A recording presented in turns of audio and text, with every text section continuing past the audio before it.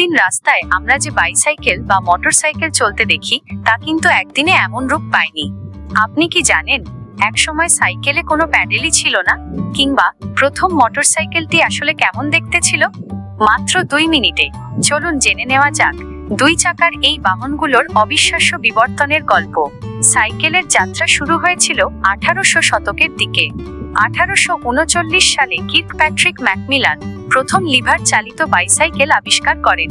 আর আজ আমাদের কাছে আছে রেসিং এর জন্য ক্রাইটেরিয়াম রেসার, পাহাড়ে চড়ার জন্য মাউন্টেন বাইক, আর স্ট্যান্ড করার জন্য BMX। এমনকি 3 জন মিলে একসাথে চালানোর জন্য রয়েছে ট্রিপল ট্যান্ডেম বাইকও। আর হ্যাঁ, বাংলাদেশের ঐতিহ্যবাহী পেডিক্যাব বা রিকশাও কিন্তু এই সাইকেল পরিবারেরই একটি বড় অংশ। এবার আসা যাক গতির দুনিয়ায়। 1885 সালে গটলিব ডেমলার যখন প্রথম ইঞ্জিনের মোটরসাইকেল তৈরি করেন, তখন সেটি দেখতে ছিল কাঠের তৈরি একটি অদ্ভুত বাহন। কিন্তু বিংশ শতাব্দীতে এসে পাল্টে যায় পুরো দৃশ্যপট।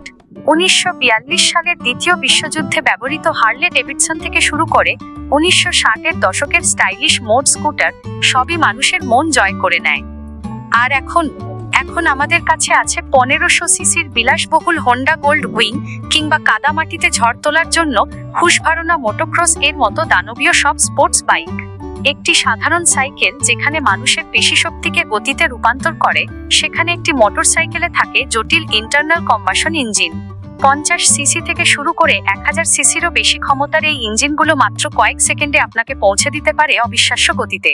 দুই চাকার এই বাহনগুলোর মধ্যে আপনার কোনটা সবচেয়ে বেশি পছন্দ? প্যাডেল চালিত সাইকেল নাকি গতির রাজা মোটরসাইকেল? কমেন্ট করে আমাদের জানান। ভিডিওটি ভালো লাগলে লাইক করুন এবং এমন আরো দারুণ সব ভিডিও দেখতে চ্যানেলটি এখনই সাবস্ক্রাইব করুন। দেখা হচ্ছে পরের ভিডিওতে। ধন্যবাদ।